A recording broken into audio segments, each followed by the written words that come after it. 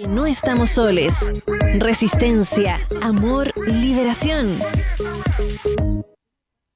Hola, hola, ¿qué tal? Disidencias de Valdivia, de la región de Los Ríos y de la Universidad Austral de Chile. Soy Lili Trujillo, estudiante de Administración Pública, expresidenta de Panteras Disidentes y también integrante de la Secretaría de Género y Sexualidades. Estamos acá en el único programa radial de la diversidad sexual junto a una académica, una profesora que hace tiempo quería entrevistar, profe Inés, de la Escuela de Administración Pública, encargada del ramo de políticas públicas sobre inclusión. Justamente. Y es una de las grandes referentes ahí que he tenido, la verdad, en mi trayectoria académica, mi corta trayectoria académica.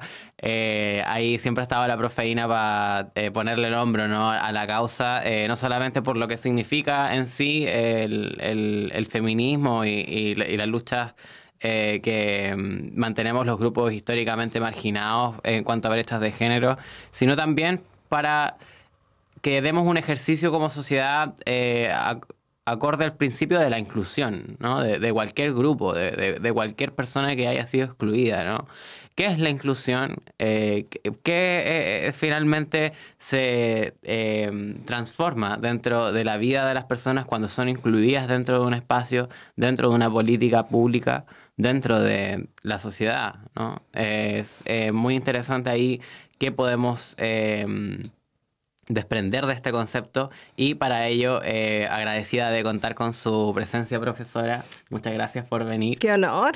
¡Qué honor! Me siento como una estrella acá, invitada a la radio, a Lilith, que es como una referencia artística local. Bueno. Acá haciendo una entrevista, lo encuentro total. Así que agradezco un millón la invitación y ojalá que podamos tener una conversación que efectivamente abra esto de la inclusión, ¿no? Que no sea algo como tan capturado, pareciera ser como desde esta marginalización de hay que ayudar, un poco asistencialista a veces. Ojalá que podamos hablar de la inclusión desde los compromisos que se desprenden para todos los actores y ampliarlo. Yo creo que es una bonita oportunidad la que tenemos para conversar al respecto. Oye, y a propósito del arte y de una misma, ya está la primera entrevista ya que grabamos con Mis Raíces Rubias, agradecida de el trabajo y la dedicación que dio ahí la Sofía de Pelos Locos en Beauty Lab para que pueda tener este hermoso pelito. Y bueno, estoy muy feliz porque también fue una semana muy productiva. Bueno. Han sido semanas muy intensas, pero esta semana fui a la UFRO ayer, a la Universidad de la Frontera. O sea, yo dije referencia artística, pero una referencia política, artística, educacional, todas. Pues, así que, por favor, ¿qué más hiciste? Una referencia farandulesca, totalmente. Bueno, si se puede, está bien. Francamente. Y bueno, me dio hartas vueltas la idea de la inclusión en la educación superior, a propósito también de lo que está ocurriendo en la Universidad de la Frontera, donde ante las crisis de los planteles educacionales y de las instituciones de educación superior, se tiende a pensar todo en términos muy economicistas, ¿no? De cuáles son las personas, por ejemplo, que obtienen como resultado la intervención de algún programa, en sí como mantención de un presupuesto año a año. Son cosas que siempre se queda a la palestra en un tema como si fuera de minorías versus mayorías. Justamente. En ese sentido, profe, para usted, ¿qué es importante cuando convocamos a la inclusión dentro de las comunidades educativas? Ya, bien, comencemos. Yo creo que lo primero que tenemos que definir es qué entendemos por inclusión, ¿no? Porque en Chile, lamentablemente, tenemos una cultura que define la inclusión en virtud del sector que la administra, ¿no? Por lo tanto, si yo voy a comentar o le pregunto al sector de educación, educación va a tener una definición de inclusión en virtud de la ley de inclusión escolar. Claro. Si me refiero a inclusión, como es la mayoría de los casos, me voy a referir a personas en situación de discapacidad, por ejemplo, y hay un sector que está a cargo de eso. Si hablo de inclusión en términos de género, también voy a tener una definición en términos de las estrategias que se han generado para acortar las brechas en ciertos casos. Entonces, pareciera ser que la inclusión tiende a ser definida, por un lado, a partir de ciertos sectores que administran estas marginalidades o estos grupos que han quedado excluidos de alguna forma, de manera bien reactiva, ¿no? Pero hay que, antes de eso, volver a cuestionar el concepto. Inclusión es, primero que todo, una definición y una construcción social, pero que se desprende, se basa ineludiblemente en los derechos humanos, ¿ya? Eso es lo primero que hay que entender. La inclusión no son estrategias para ampliar la oferta del bienestar y de alguna manera generar ajustes para que se generen algún tipo de integración en cierta medida. La inclusión es un concepto que evoluciona a partir del derecho de la no discriminación y el derecho de la igualdad.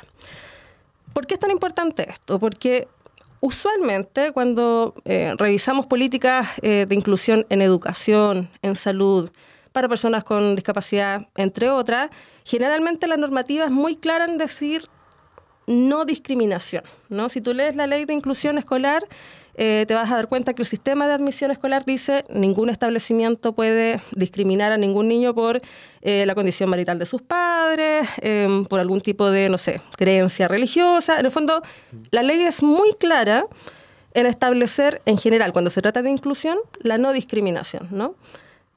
Chile no discrimina. Chile no le cierra la puerta en términos ni de salud, ni de educación, ni de cualquier servicio a nadie por raza, color, sexo, religión, qué sé yo, ¿no? Eso siempre es lo que está más instalado. Pero como te comentaba, la inclusión evoluciona de dos derechos. Uno es la no discriminación, pero el otro es la igualdad.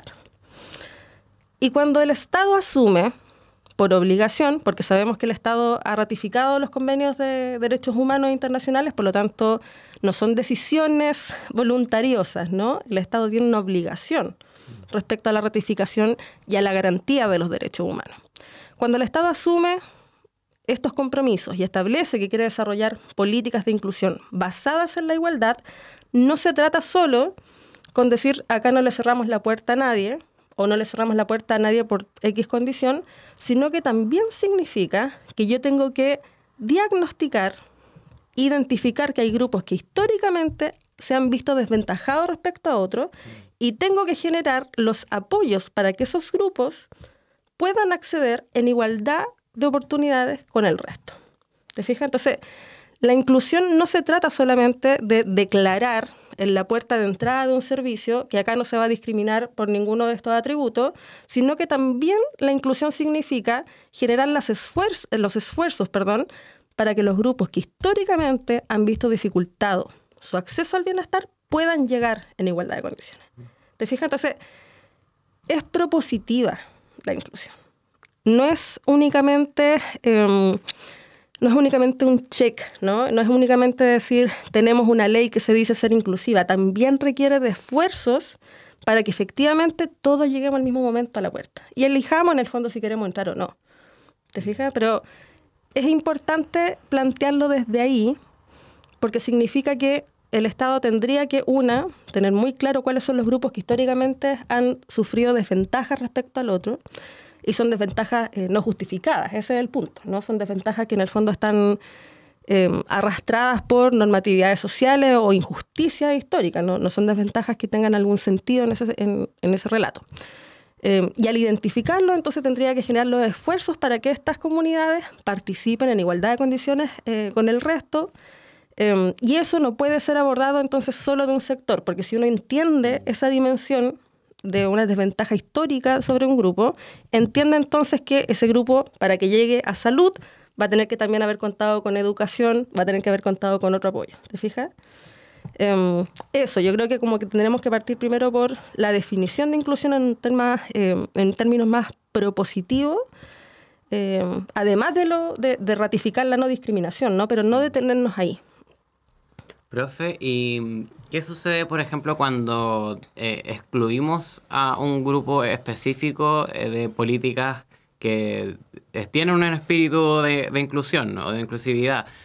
como es el caso de la comunidad migrante y de las infancias y adolescencias migrantes que hoy en día están en la palestra porque desde el Congreso Nacional ha avanzado un proyecto de ley para excluir los de la matrícula en los SLEP, en los servicios locales de educación pública que se están armando, ya que muchos de estos servicios a nivel nacional, en algunas regiones, han tenido problemas de matrícula insuficiente para poder finalmente dar el acceso a la educación a todas las personas que así lo requieran. ¿Es inclusión decirle a todos que sí, o es inclusión finalmente decirle a solo un grupo de chileno o del país como tal? Siento que muchos quizás no comparten como el interés de que la comunidad migrante sea incluida. ¿Qué pasa en esos casos donde hay diferencias personales en muchos casos, pero que finalmente también nos hacen, por lo menos yo espero, reflexionar sobre cómo queremos una sociedad? Y creo que ahí la comunidad migrante ya ha sufrido bastante, teniendo que ser desplazada, teniendo que ser refugiada, como para que acá le vengan a negar el acceso a un colegio, un establecimiento que finalmente se les puede marcar de por vida. O sea, que quieren que los migrantes sean analfabetos, que no tengan acceso a los servicios, a las comunidades mismas que los rodean. Los colegios son un espacio de encuentro muy nutritivo. Por cierto, son uno de los espacios de sociabilización más importantes probablemente en el desarrollo de las personas. Yo creo que todos contamos con experiencias, para bien y para mal, en el fondo, pero bastante forjadoras de nuestra identidad, de nuestras relaciones sociales en la etapa escolar, ¿no? Por cierto, que son un espacio tremendamente importante. Yo creo que lo primero acá es identificar que en Chile existe una ley de garantías sobre los derechos de la niñez, la infancia, la adolescencia, y esta ley de garantías es bien clara en ratificar que el catálogo de derechos, entre ellos los de educación, aplican para todos quienes estén habitando el territorio, ¿no? Por lo tanto, la ley de garantías que refiere a la niñez y a la adolescencia no está discriminando en ese sentido por nacionalidad. No está discriminando por ningún motivo en el fondo, o sea, está siendo garantista en virtud de quienes habitan el territorio, ¿ya? Desde ahí tendríamos que entonces generar todas las estrategias para garantizar, ¿no?, que ese derecho se cumpla, ¿no? Y ahí hay un concepto que es bien interesante que tiene que ver con la diferencia entre el derecho y la garantía, ¿ya? Yo siempre lo explico de esta forma. Todos nosotros tenemos el derecho a consumir, comprar y devolver las cosas que, no sé, si alguien me vendió algo que está defectuoso, yo tengo el derecho a pedir una explicación, ¿verdad? Pero si, por ejemplo, tú compras un celular y te sale malo, tú no vas a la tienda o al lugar donde lo compraste a decir, tengo el derecho de que me lo cambie. Probablemente alguien te va a decir, ya, pero a ver, está bueno, está malo, fue el servicio técnico, en cuanto al plazo. El derecho es lo que te permite la interacción, pero luego las condiciones que establecen la forma en que ese derecho se ejerce es la garantía. ¿Te fijáis? Entonces, cuando uno va a devolver el celular, no es que lo vaya a devolver a 2 años, porque tú sabes que ya pasó la garantía. ¿Me entiendes? Uno lo va a devolver porque cumple con ciertas condiciones, porque fuiste al servicio técnico y ya no se pudo reparar ahí, porque está dentro del plazo de los 3 meses, qué sé yo. La garantía es la forma legal, reglamentaria u otra que pueda establecer la administración del Estado que permite entender cómo ese derecho se ejerce y cómo se puede exigir, cómo se puede cumplir. Eso es súper importante porque en el fondo esta ley que es marco, perdón, mi dislexia, puede establecer el derecho a la educación para todos los niños y niñas habitantes del país, pero luego cómo garantizamos eso es donde empezamos a encontrar este tipo de problemas, ¿no? Efectivamente, los SLEP hoy día están enfrentando muchos desafíos en múltiples materias.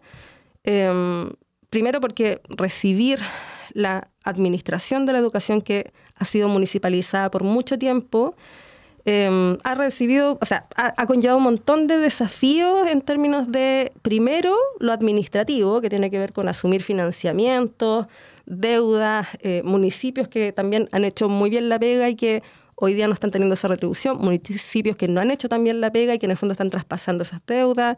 Hay todo un problema de base administrativa, ¿no? Y los SLEP hoy día se están enfrentando, como siempre pasa en Chile, a priorizar desafíos que son más de corte administrativo-financiero que desafíos en términos de la calidad o de estos problemas que son como de inclusión. ¿Te fijáis? ¿Por qué te planteo esto? Porque creo que hoy día esperar que los SLEP por sí solos resuelvan el tema de los cupos en las matrículas va a ser muy difícil. Muy Totalmente. difícil. ¿Cachai? Sobre todo con el modelo subsidiario que hay de financiamiento a la educación, cuando se financia por asistencia a las comunidades educativas, estás destinando que los colegios que tienen grupos más vulnerables de estudiantes finalmente obtienen menos financiamiento porque las personas vulnerables en el invierno se guardan, se enferman, finalmente ven en condiciones que no son óptimas para poder cumplir con los estudios, y eso en muchas partes afecta. Yo estudié en un colegio emblemático y en el Barros Borgoño. ¿Ya? Y yo vi la muerte de la educación pública, yo vi la muerte de los emblemáticos. Y en nadie gran me lo parte, cuenta, yo estuve ahí. Yo estuve ahí en primera línea. ¿Tú igual estudiaste en un emblemático? No, estudié en un liceo en Maipú. No, pero ahora era emblemático. Yeah. Mucho cariño igual había la gente, pero no, es lejísimo de ser emblemático. No. Bueno, Pero, ojo, porque el tema de los emblemáticos también... es segregar. Ay, mira, es que sabéis que hay otro debate que es tremendo, porque ley de inclusión, se termina el lucro en la educación, los establecimientos ya no pueden seleccionar a los estudiantes, los estudiantes, y eso en el fondo empieza a generar un montón de consecuencias. Estoy hablando de la ley de inclusión 2015 en adelante, ¿no? Cuando termina el proceso de selección por parte de los establecimientos que reciben subvención del Estado. Se deja de elitizar el modelo público. Sí, al menos, mira, yo no soy tan optimista con la lectura, pero sí al menos termina el proceso de selección, que me parece que ya es bastante, ¿no? Eso ya es bastante logro. Esto entonces permite que las familias o los niños puedan postular a los establecimientos a partir de este sistema, que es el sistema de admisión escolar, ¿no? Que es una inteligencia centralizada que en el fondo permite asignar cupos en virtud de territorio y qué sé yo. Y no es una tómbola. La mayoría de la gente opina que es una tómbola como en un bingo. Es que pasamos por eso, po. Pasamos por eso. ¿Tú te acuerdas de eso? ¿Cuándo? Hubo un momento cuando recién se implementó la ley, 2015, que había una señora en el patio del colegio con una tómbola sacando los números de los niños que quedaban en el cupo. Oh, yo tenía 15 años, andaba en otras cosas, pero no... Qué intenso, qué intenso. Fue real. Yo pensé que era metafórico. Claramente nomás. yo no tengo 15 años, pero gracias también por recordarlo. No, fue real, fue súper real. ¿Por qué? Porque en Chile tenemos la costumbre de pensar que las leyes se van a implementar solas, no sé, nos pasa muchísimo. Nos pasó con Mejor Niñez, Servicio de Protección Especializada, nos ha pasado con un montón de Con cambios. la ley Zamudio. Nos ha pasado con muchísimos cambios a nivel legislativo e institucionales que ocurren y después nos demoramos 9 meses, un año en lograr que se implementen como debiesen haber sido implementados, ¿no? Entonces, cuando ocurre la ley de inclusión, se termina la selección educativa y efectivamente no existía una inteligencia como la que existe hoy día, ¿no? Y efectivamente había una señora en el patio del colegio con una tómbola asignando los Viendo cupos quién entra. y tenía ya todos los papás, las mamás sentadas en el patio cruzando los dedos para que saliera el cupo de tu hijo. ¿Te imagináis? Es terrible. Por eso la tómbola existe como en el imaginario, porque fue cierto. Bueno, pero lo que te quería decir, el fin de la selección, el fin del lucro trajo muchas ventajas, entre otras las que estamos conversando, que hoy día existe un sistema bien pensado para el tema, o al menos en mi opinión bien pensado para el tema. Pero efectivamente, después de eso viene un declive de lo que históricamente fue la calidad resguardada de estos colegios que eran emblemáticos de algún tipo de selección, ¿no? Porque cuando terminamos con la selección, también terminamos con la selección en muchos emblemáticos. Y ocurre todo esto de que hay un sector de la sociedad que nos dice, ya, muy buena onda con la inclusión, abrir las puertas a todo el mundo, pero nos estamos quedando sin colegios de calidad y finalmente este grupito reducido al que no le aplicó la ley, que son los establecimientos privados, que no reciben subvención del Estado, ni parcial ni total, eso sí mantienen la calidad. Porque eso sí mantienen los criterios de selección. ¿Te fijas? Y ahí, por eso digo que es interesante el tema, porque no por ser defensoras de los derechos o defensores y defensoras de la inclusión, nos podemos sesgar al hecho de que efectivamente la calidad no puede quedar atrás tampoco. ¿Te fijas?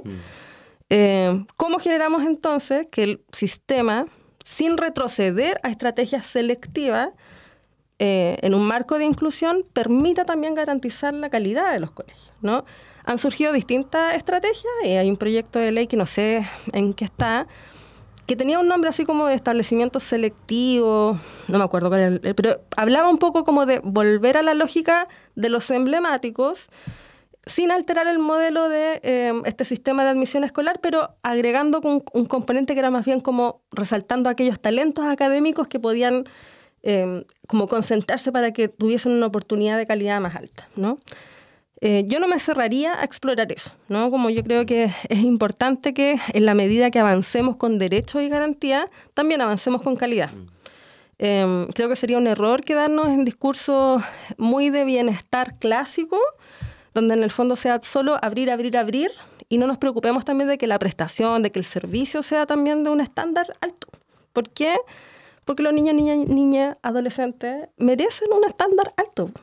Merecen llegar a establecimientos donde se potencian al máximo sus capacidades, vidas, talentos. Entonces, de acuerdo con la selección, la eliminamos, terminamos con el lucro, abrimos el sistema, bien, pero no nos quedemos ahí. Mi punto es como, sigamos dando una vuelta. Hay que avanzar entonces ahora a procesos de calidad, probablemente, ¿no? Eso, me parece. Y dentro de también de ese cambio, hartos colegios dejaron de ser exclusivamente de hombres o exclusivamente de mujeres. Eso generó un montón de revuelo en las comunidades educativas, sobre todo en docentes y equipos directivos que no querían tratar estos temas, creían que derechamente iban a darse situaciones de violencia de género extrema. Pero en realidad al final fue más la generación nueva la que fue enseñándole a la vieja cómo ser la convivencia en una comunidad educativa que es más actualizada y es más realista, porque en el mundo real tú interactúas con hombres y mujeres y disidencias, de todo. No puedes encerrarte ahí en una jaula, pensar que no vas a ver nunca ahí mujeres o personas trans o también las chicas que no van a ver chicos, que eso es absurdo. Y bueno, bacán que se haya soltado esa idea, pero también se han dado otros cambios en el último tiempo y que no han tenido muy buena recepción, no han tenido un muy buen impacto. El cambio que se dio con la creación del servicio de Mejor Niñez, creo que ha sido bastante deplorable, bastante lento. Eso sí, no sé si... Yo no tengo una postura, la verdad, respecto a si fue buena idea o no, es separar a los chicos o a adolescentes, infancias que tenían condenas, apartarlos de las personas que no tenían condenas o que estaban en estado de, claro, huérfanos o finalmente sin hogar. No sé qué opinas, profe, respecto a este tema. ¿Cómo mejorar el servicio de Mejor Niñez? Ya, gracias, chiquillos. Me voy. No. Mira, yo primero, antes de entrar a esto de la separación de los servicios de protección especializada del Sename, algo que estabas ahí mencionando tú recién, como estabas contando esto de que con el fin de la selección también terminó la segregación por género en algunos colegios, ¿no? La segregación es siempre mala, ¿ya? Hace muy poquito con una colega estábamos trabajando sobre un paper sobre convivencia escolar y ella tiene mucho más conocimiento respecto a la crítica educativa, ¿no? a las políticas públicas de educación. Y si hay algo que me quedó muy claro de todo este proceso de investigación es que en la medida que existe una segregación, ya sea por ingreso en términos de colegios particulares versus colegios públicos, por género, segregación en términos urbanas, rurales, lo único que generamos es procesos de ciudadanía y de democratización más lentos, fallidos en muchos casos, ¿ya? Lo que tú estabas diciendo recién es súper cierto. O sea, nos vamos a encontrar todos los días con la diversidad poblacional que caracteriza nuestras vidas como personas. O sea, nos relacionamos permanentemente entre ancianos, niños, mujeres, qué sé yo. O sea, estamos religiones distintas, ideologías distintas. Y pensar que algún tipo de segregación, por el motivo que esté dentro de la cabeza de esa persona, va a beneficiar de alguna manera, no sé, a ese niña, adolescente, lo va a proteger de alguna forma, lo único que genera es que posteriormente, cuando tenemos que llegar a consensos sociales, cuando tenemos que sentarnos a dialogar, le tengamos terror al conflicto. La segregación lo que genera es que cuando después tenemos que trabajar juntos, tenemos que conversar, desconozcamos a los otros, deslegitimemos a los otros. Imagínate los niños que nunca han estado con compañeros trans, por ejemplo, ¿no? O sea, es muy difícil después como entender un nivel de que somos titulares de derecho en la misma línea, ¿no? Porque históricamente no lo has trabajado de esa forma. Por lo tanto, después cuando tienes que conversar, partes de una complejidad subjetiva al respecto. Por lo tanto, la democratización de la sociedad se ve muy afectada por los procesos de segregación de cualquier tipo, ¿ya? Eso es como lo primero que quería establecer. Luego, en relación a lo que ha ocurrido con las infancias, a ver, CENAME, Servicio Nacional de Menores, operó en Chile desde el 67 al 2021, atendiendo a estas dos poblaciones, ¿no? Poblaciones que, por un lado, eran adolescentes en conflicto con la justicia, es decir, que infringen la ley penal, pero en su calidad de adolescentes merecen un sistema de justicia especializado que brinde las oportunidades para que la sanción a ese delito no sea únicamente de tipo condena o punitiva, sino que sea una oportunidad para trabajar una intervención con fines a la reinserción social, ¿verdad? Y además, el CENAME atendía a esta otra población, que son los niños y adolescentes que se han visto vulnerados en sus derechos. ¿Sí? Esa es la definición. Tú mencionabas, entre otros, abandonos, ¿verdad? Sí, existe proceso de abandono, también de negligencia, de maltrato. Cuando hay una vulneración de derechos, el CENAME históricamente ha recibido a estas poblaciones, ¿no? Esto fue históricamente desde el 67 al 2021, y por mucho tiempo ambas poblaciones convivían dentro de los mismos centros residenciales. Muchas veces eso generó dramáticos problemas, situaciones de abuso dentro, muchísimas situaciones caóticas. El 2002 el CENAME decide dividir esto en dos departamentos, uno que atienda a protección por los chicos, chicas que tienen vulneración de derechos, y otro de justicia juvenil que atienda a los adolescentes en conflicto con la justicia, hasta el 2021, que es el momento en que el Estado decide separar esto definitivamente, y el servicio de protección especializada, que usualmente se conoce como Mejor Niñez, pero que los colegas del servicio están luchando por dejar atrás la chapa de Mejor Niñez. Este servicio de protección especializada deja de ser de justicia, pasa a ser del Ministerio de Desarrollo Social y se hace cargo entonces de la población que ha visto vulnerados sus derechos. Por otra parte, el CENAME continúa en justicia atendiendo a los adolescentes que han infringido la ley penal, pero en enero termina el CENAME, acá en Los Ríos al menos, concluye el CENAME, y es el Servicio de Reinserción Social Juvenil el que va a tomar la responsabilidad al respecto. Entonces, acá por lo menos en Los Ríos termina el 12 de enero el CENAME, y luego asume este nuevo servicio. Justo cuando nace el SLEP también. Como al mismo tiempo van a ser homólogos. El SLEP asume el 1 de enero del 2025, según el Mineduc. Alto año. Ya.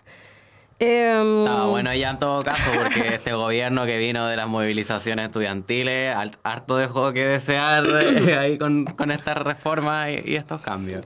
Ha sido gradual y lento en muchos casos. Sí. Y no lineal. Sí, tiene harto de eso. Totalmente.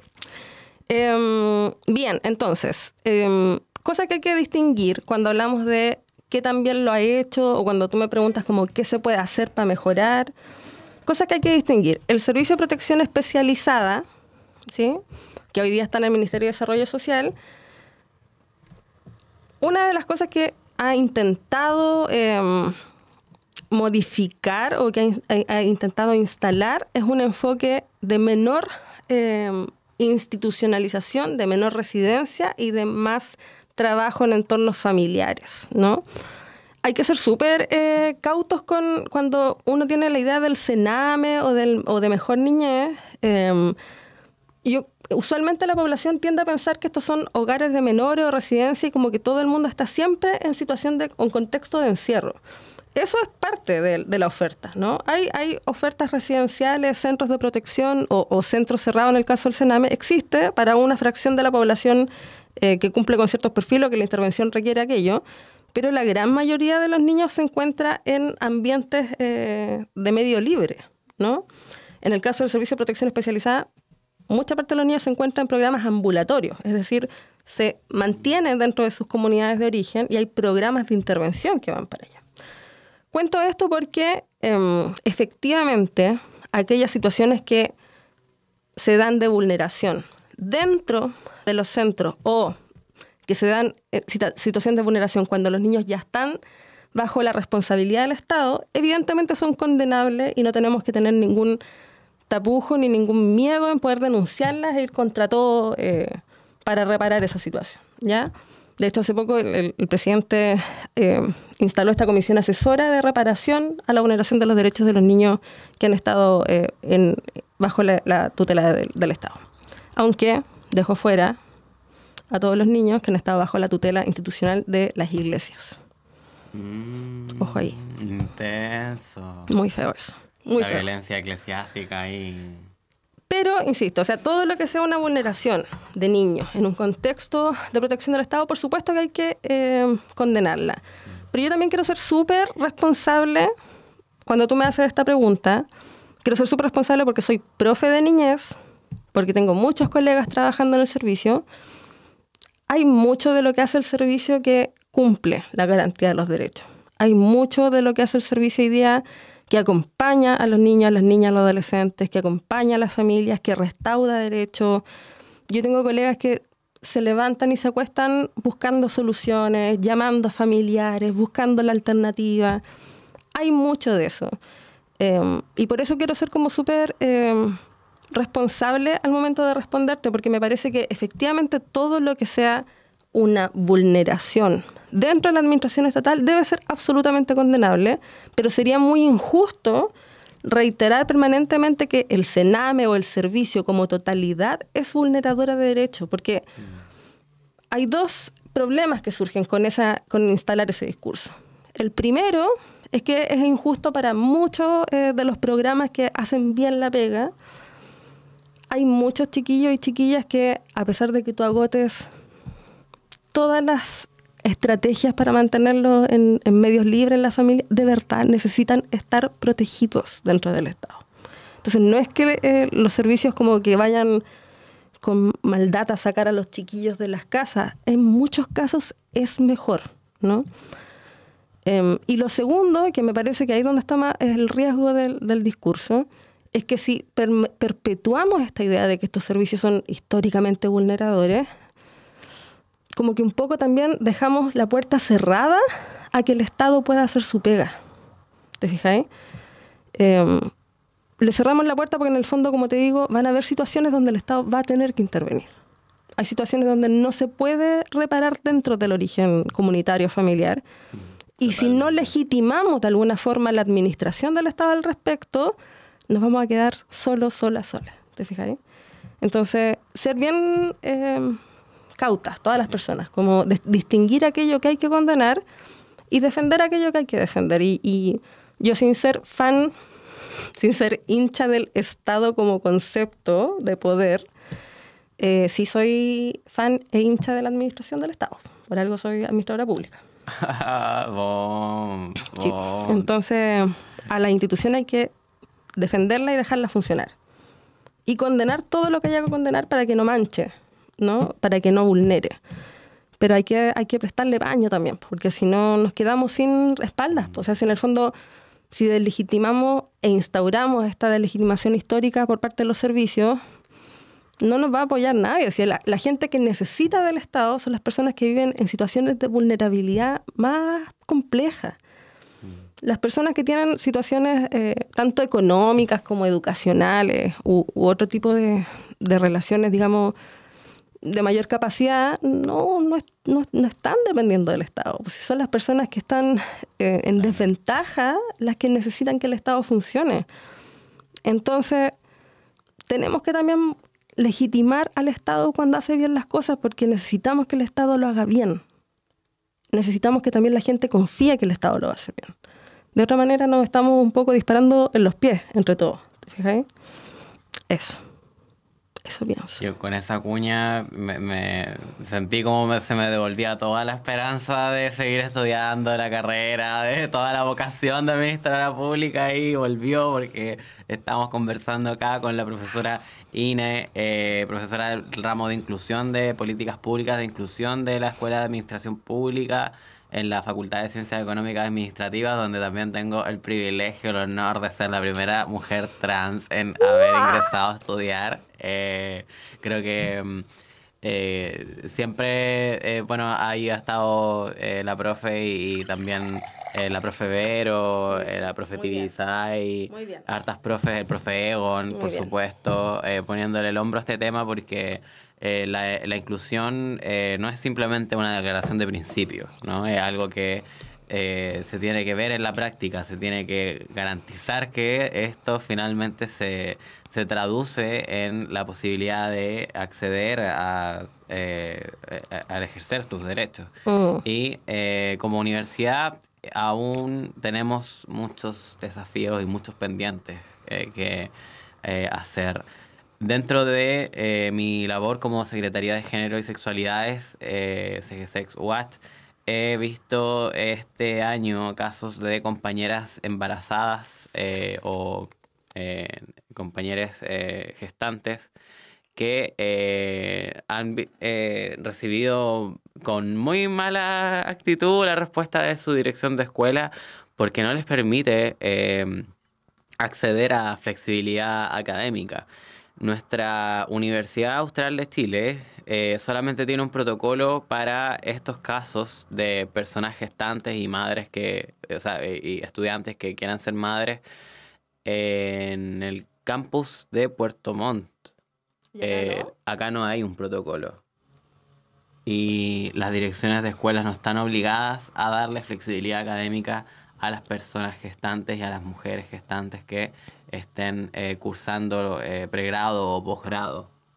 Es súper impactante porque no se ha dado el tiempo a la universidad de reflexionar sobre este tema. Pero es una política interna que aplica solo a un campus y a otro no. A pesar de que las políticas de IESO son como transversal desde la UACH a sus distintas unidades territoriales. No es así.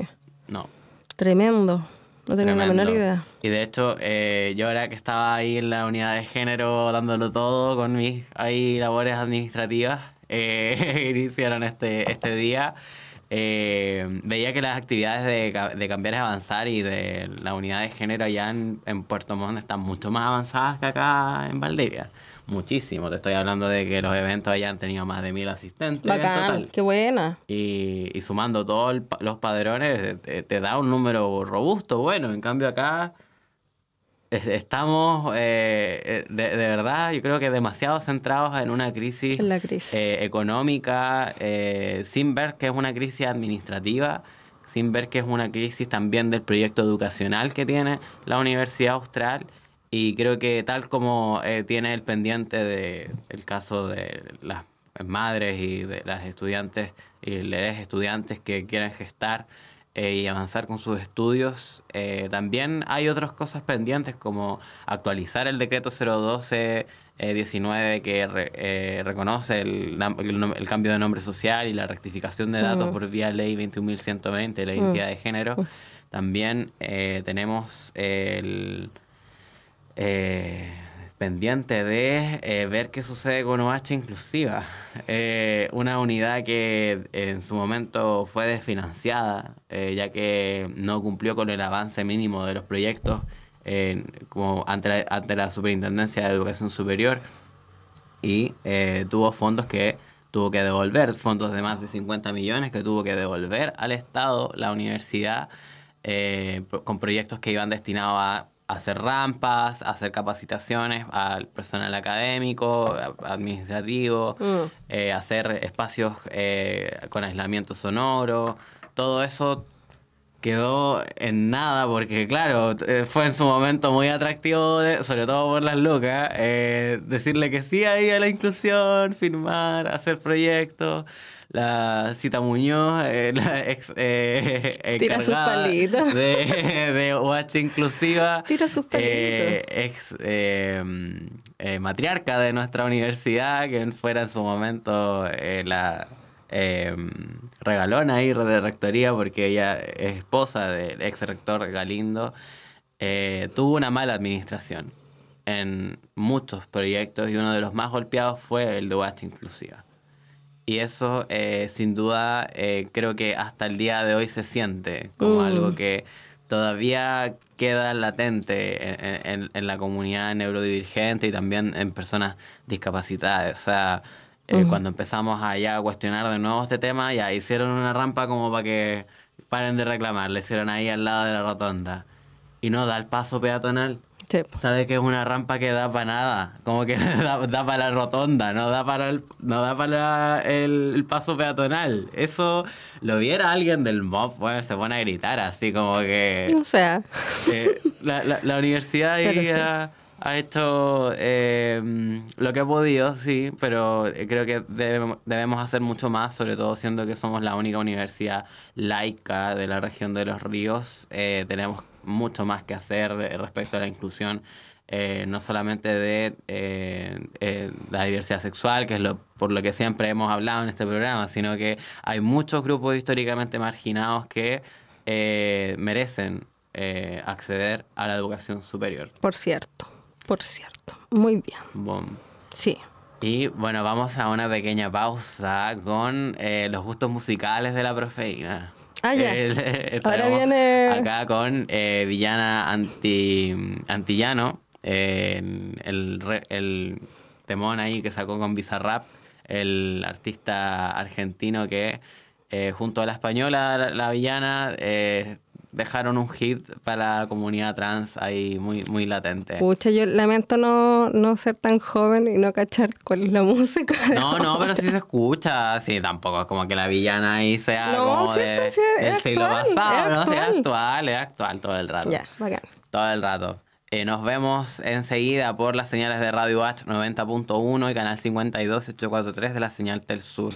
Soy Lili Trujillo y estás viendo Ronroneo Disidente, el único programa radial de la diversidad sexual. Ronroneo Disidente, porque no estamos soles. Resistencia, amor y liberación en la 90.1 FM Radio H. Continuamos acá con el único programa radial de la diversidad sexual en la región de Los Ríos. Estamos conversando aquí con la profe Ina de la Escuela de Administración Pública, encargada del ramo de Políticas Públicas de Inclusión en la Facultad de Ciencias Económicas y Administrativas. Es una profesora que admiro muchísimo y que, tal como hemos conversado en este episodio, podemos dar muchas reflexiones acerca de lo que es la inclusión, pero también podemos comentar sobre los avances o retrocesos finalmente que se dan en la anteposición a la exclusión. ¿Qué pasa cuando los discursos de odio y de discriminación, los discursos conservadores, se posicionan en espacios que tuvieron avances significativos respecto a inclusión? Por ejemplo, lo que está ocurriendo hoy día en la Municipalidad de Santiago, donde asume la derecha con Mario Desbordes y empieza a borrar inmediatamente el programa de diversidad sexual, el área de mujeres, quita la bandera de la diversidad sexual del municipio, también retira la bandera mapuche. Es un gesto que sin duda nos hace pensar en cómo la inclusión puede resistir el posicionamiento de discursos conservadores. ¿Qué se hace y qué hacemos como sociedad cuando se producen estas contradicciones y estas, al fin y al cabo, pugnas, muchas veces políticas, sociales o culturales, que nos llevan a defender quizá alguna causa, algún proyecto o anteponernos a alguna medida, tal como también tuvimos como comunidad trans el cuestionamiento al acceso a bloqueadores hormonales, bloqueadores de pubertad y tratamiento de reemplazo hormonal para personas trans jóvenes. Es un temazo. No, tremendo, tremendo. Mira, yo no tenía antecedentes de que el alcalde había bajado bajó la bandera trans y la bandera mapuche. No, la bandera de la diversidad sexual y la bandera mapuche. Las bajó como de la alcaldía, estaban en los mástiles. Estaban afuera en los mástiles de la Plaza de Armas. ¿Sabes qué? Me parece tan simbólico el ejemplo, porque probablemente una de las formas más terribles de exclusión es la negación, ¿no? Bajar las banderas es en el fondo negar la existencia de los demás, negar la existencia de grupos, colectivos, es negar la existencia de quienes no cumplen con estándares normativos en términos sociales, de quienes están en ese minuto ocupando ciertos cargos de poder o ciertos cargos de, no sé, administración. Y la negación es probablemente una de las formas más duras de la exclusión. La negación nos lleva a cuestionarnos a nosotros mismos, a quienes puedan recibir esta negación, impacta tremendamente porque nos lleva a cuestionarnos nuestro valor como persona, nos interpela y nos hace pensar si existimos o si esto que somos, la verdad es que es algo que parece que no está bien y entonces hay que adaptarse a un perfil que sea más normado. La negación es una de las formas más terribles de discriminación y bajar las banderas probablemente debe ser un acto simbólico que lo demuestra de forma muy clara, ¿no? Tú lo planteabas recién, ¿cómo hacemos para superponer, para mantener acciones de inclusión que puedan haber tenido algún nivel de avance en el tiempo? ¿Cómo hacemos para que las políticas públicas de inclusión sean sostenibles, ¿no? Ahí está la pregunta. ¿Cómo logramos una sostenibilidad en el tiempo? Yo te diría que hay hartas respuestas en ese sentido. Por un lado, hay que lograr que estas estrategias que son buenas prácticas de repente en lo local o en lo regional logren niveles de estatus jurídicos permanentes, ¿no? Como hay que siempre avanzar a que esto sea reconocido a nivel de diseño universal, es decir, que las leyes que son comunes para todas y todos los chilenos reconozcan la diversidad poblacional desde su origen, ¿no? Siempre hay que intentar buscar eso, porque cuando nos quedamos con, no sé, te invento, nos quedamos con el Código del Trabajo y aparte, como forma accesoria, una ley de inclusión que trabaje la brecha de género o una política que trabaje la brecha de género, eso al estar particularizado tiene mucho más riesgo, ¿no?, de perecer en ciertos cambios administrativos o gubernamentales versus que esto logre un estatus jurídico, digamos, de forma más permanente, que pasa a ser una política de Estado, ¿no? Eso es por un lado. Pero luego yo te diría que hay una forma de promover la sostenibilidad que tiene que ver con el trabajo con las personas. Y ahí hay un concepto que me gustaría acuñar que es la cohesión social, ¿no? La cohesión social se entiende como la dialéctica entre la política pública de inclusión y la respuesta del resto de la población, es decir, de la población que no es parte del grupo históricamente desventajado. ¿Por qué es importante? Porque en el fondo, quienes más puedan defender que una política pública se sostenga en el tiempo es la comunidad, es el pueblo, es la población. Sí. Bueno, perdón, lo siento, digámoslo. Y para lograr eso, necesitamos que la política pública no sea entendida, de nuevo, como lo hablábamos al comienzo del programa, que no sea entendida solo como una estrategia particularizada o asistencialista para algunas, sino que se entienda como una estrategia que nos es conveniente a todas y todos y todes. ¿Te fijas?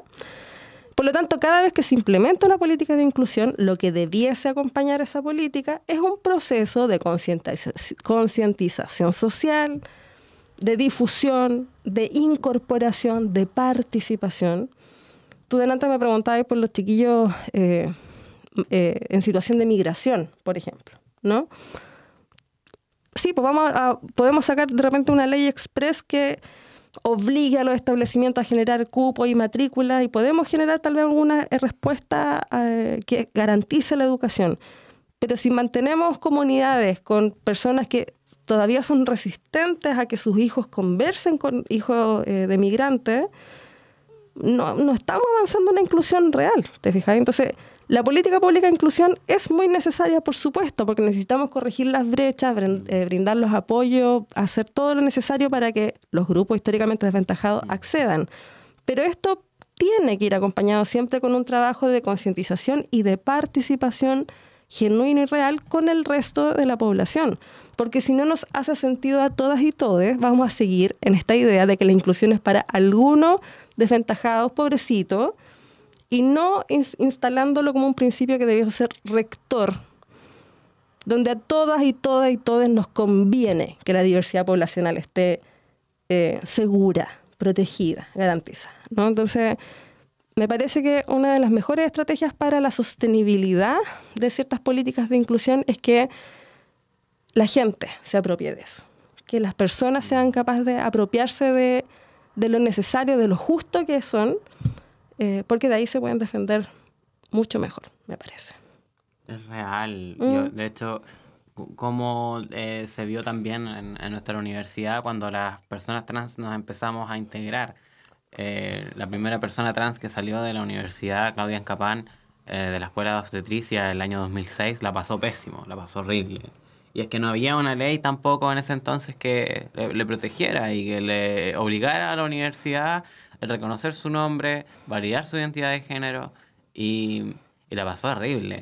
Yo creo que, de hecho, yo no podría estar en la universidad de no ser por esa ley.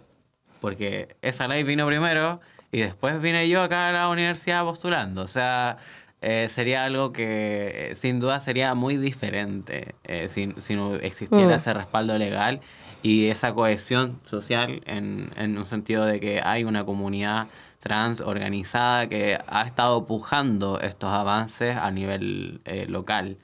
Y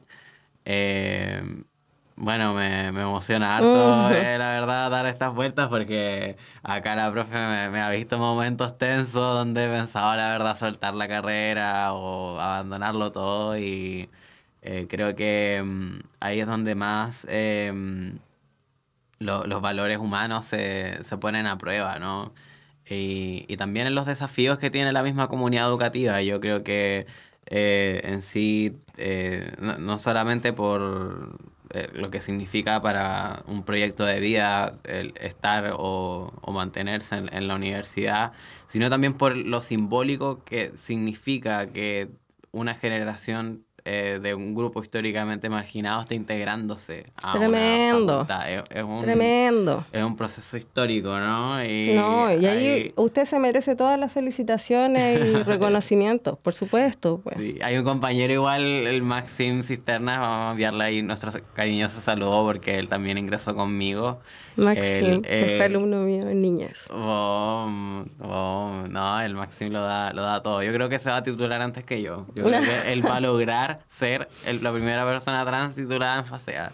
Porque yo estoy más pegada que la gente. No, lo va a seguir atrás ahí, quizás con un despacito de tiempo, pero ahí esperamos que las personas trans podamos dar ese hito, ¿no? Porque la Facultad de Ciencias Económicas Administrativas es una de las facultades que históricamente ha sido fichada como una de las más conservadoras, seguro, más elitistas.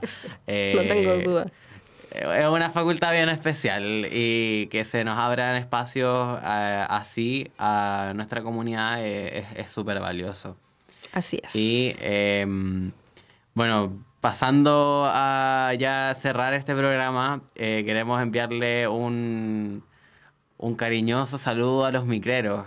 Porque bueno, nos están dando material desde siempre, la verdad, pero esta semana tuvimos un registro que se hizo viral a propósito del maltrato de los choferes de la línea 20 de Niebla. Yo vivo en Niebla igual y es horrible, de verdad, o sea, yo, por ejemplo, la otra vez...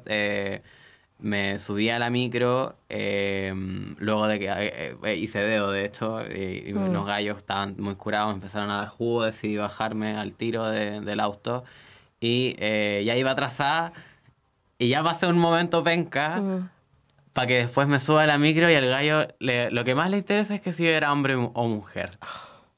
Y me empieza a cuestionar y me pide el pase y después me pidió el carnet. ¿Por qué? Para verificar si era mío, el nombre y todo. Y yo no le mostré mi carnet, pero sí me vi obligada ahí a mostrarle el pase. Porque si él al fin y al cabo lo pide, creo que tienes que mostrarlo, pero... No, creo que... solo Carabineros tienen la capacidad de No, pero el solicitar pase. tu... Ah, el pase, Sí, pensé que el pase. carnet. No, el carnet no, ni ahí. Y aunque igual parar a la micro y todo, yo no se lo iba a mostrar porque fue muy humillante. Y Es creo que ese tipo de tremendamente situaciones, violento. para ellos, cuando llegan a la casa es chiste. Cuando llegan ahí a la mesa ahí con la señora, se hacen los chistosos y comparten esto como si fuera anécdotas, pero la verdad, creo que es necesario que los micreros hagan una reflexión sobre el impacto que tienen en el bienestar, ¿no? Y en la salud mental de las personas que trasladan, especialmente estudiantes, porque muchos se ven sometidos a constante estrés, sobre todo en la universidad.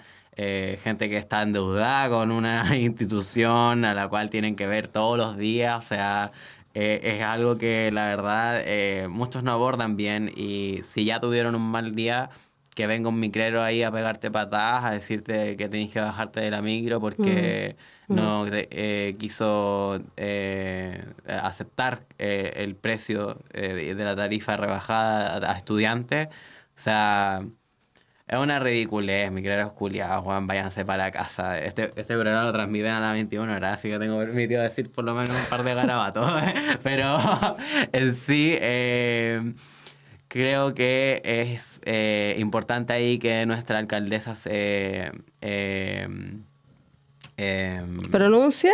No, ya se pronunció. En sí, que dé paso firme con la decisión que tomó de dar el cobro digital. Avanzar hacia eso, sí. En el transporte público. Creo que es una excelente medida para que los micreros se bajen del pony y empiecen ya a manejar nomás porque ahí van a recibir sueldo fijo, no van a poder reclamar de que, que las monedas, que el pase, a mí no me lo paga el Estado, no, a ti te van a pagar un sueldo fijo, como sucede en el Transantiago, como sucede en otras comunas donde... también se han visto expuestos los micreros por llevar efectivo y bueno, esperemos este cambio lo reciba bien la ciudad. En sí es una de las comunas más modernizadas, por así decirlo, de la región, así que no creo que debería haber mayores problemas. Creo que es una medida muy necesaria a propósito de lo que está ocurriendo con los micreros porque... De verdad que hay unos que son demasiado zarpados, sobre todo en la línea 20, la línea 9. También recordemos cuando uno de estos gallos de los buses expresos de la costa fue hasta dentro de la universidad a pelear con otro micrero de la línea 9. No sé si te enteraste de eso. No, pero es que yo nunca cacho, pero... Fue una pelea ahí que se agarraron a fierros por la rotonda, por el paradero de la U. Y los expresos de la costa, bueno, quienes no lo sepan, ¿Qué hacía pasan por fuera de la universidad. ¿Qué hace dentro? No entran. El gallo lo siguió hasta adentro para pelearla. Así que de verdad hay que también pensar cómo fomentamos la convivencia vial. Ahí creo que sería interesante igual aplicar test de droga a muchos de los migreros que transitan en nuestra ciudad. La verdad, yo no sé en qué andan, pero a muchos se les nota ahí cuando andan desesperados. Y ya que también salió el tema de las drogas, yo quiero invitar a un encuentro artístico que se va a dar el 19, la próxima semana, donde van a haber muchos artistas y Muchas drogas. muchas drogadictas, ya me muero. Pero no, en sí es un evento que está organizando Kume Kokoro, escritor Rodrigo Ortega, junto a Isis, quienes, bueno, están haciendo una serie de encuentros que se llama Caudales Disidentes. En esta ocasión, el 19 de diciembre a las 15 horas, entre 15 y 19 horas, en la sala multipropósito del edificio Guillermo Araya. Van a tener poesía, performance y muestra audiovisual de la comunidad LGTBQINB+, de la región de Los Ríos.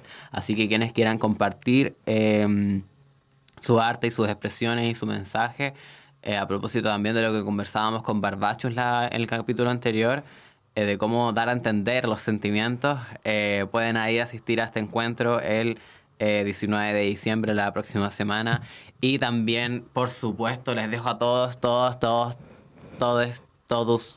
las tipos de personas, todos los seres que hayan en nuestras redes, porque la próxima semana es nuestro aniversario como agrupación. Cumplimos 3 años dando cara, 3 años rugiendo en la región de Los Ríos, y encantadísimos recibimos todo tipo de saludos para la próxima semana. Sí, por favor, o sea, sí. Ahí esperamos tener un desfile en redes sociales, claro. Y el 17 de diciembre vamos a realizar un encuentro ahí bien ameno, la verdad, como más entre los conocidos. Va a ser una instancia abierta, sí, para quienes quieran venir, pero queremos dar como un espacio de encuentro más ameno, ¿no? Más light a lo que hemos acostumbrado. Simplemente hacer un encuentro entre pares para que podamos reflexionar acerca de cómo también nos posicionamos como comunidad trans y también cómo construimos estas redes de apoyo y encuentro para quienes no han podido acceder a espacios seguros o a, al fin y al cabo, también la información necesaria para poder definir su identidad de género, para poder explorar su orientación sexual o simplemente también hacer valer sus derechos sexuales y reproductivos. Creo que en 3 años hemos logrado muchísimo como agrupación, pero sin duda eso ha sido gracias al apoyo que hemos recibido de parte de la comunidad docente en la Universidad Austral, para los profesores que nos escuchan, profesora Cintia Vergara, profesor Damaso Rabanal. De verdad, muchas gracias, porque estos 3 años, la verdad, lo hemos construido entre todos. Y por supuesto también muchas gracias al equipo de la Radio Watch, a Toño Martel, a Alejandro, que está aquí ahí dándolo todo. Necesitamos ahí este 17 de diciembre sus saludos para que recordemos que la comunidad trans está ahí articulada, y ahí estaremos viendo cositas que hacemos para el próximo año. No vamos a hacer marcha este diciembre. Comúnmente hacemos marcha todos los años a fin de año. Pero la verdad, desde la orga pensamos mejor descansar un poco y centrarnos en marzo, que se va a venir duro. O sea, va a ser también el aniversario del asesinato de Ariel Millar. También va a ser un nuevo 8M. Siempre marzo es bien prendido, sí. Y preferimos concentrar nuestras energías ahí por esta vez. Otro anuncio que tengo que dar, no, pero es secreto. Pero bueno, ya va a salir, ya se publicó en realidad, pero tengo pendiente transmitirlo por nuestras redes. participé de la campaña de prevención de VIH-Sida de la Seremi de Salud para la Fundación Educación Sexual Ahora. Fue una experiencia muy grata. Yo estuve primero, la verdad, en te vi en video. un spot que sales como caminando en el jardín botánico. Sí. Sí, y bueno, fue muy bacán grabar esos videos, porque hay 3 ahora. La primera fue con la Seremi de Salud Metropolitana de Santiago. Agarré 20.000 reproducciones. Y con el Jardín Botánico agarró 10.000 reproducciones. Y ahora tengo sobre el uso correcto del preservativo, que lo grabamos gracias al apoyo de Beauty Lab y la peluquería Pelos Locos. Es un video muy bueno, la verdad. Yo no esperaba ser tan experta ahí en poner el preservativo interno y externo, porque me salió pero como un 7.